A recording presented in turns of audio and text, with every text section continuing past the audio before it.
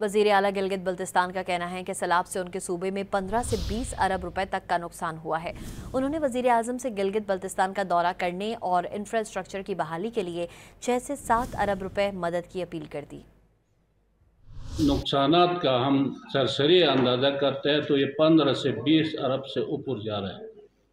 تو گلگت بلتستان کے صوبے کے ساتھ ہمارے پاس اتنا جو ہے وسائل نہیں ہے، بالخصوص فلڈ کے حوالے سے۔ میں وزیر اعظم پاکستان کو اسپیشلی ریکویسٹ کروں گا، اگر وہ گلگت بلتستان کا دورہ کریں گے تو بھی بہتر ہوگا، ورنہ ہمیں مالی کم از کم 6-7 ارب روپے ہمیں اس فلڈ کے حوالے سے ملیں گے تو ہم اپنے صوبے کے جو ہے بہت ضروری چیزیں جو روڈ اور بجلی، واٹر سپلائی اور چینلز، ان کو ہم بحال کریں گے۔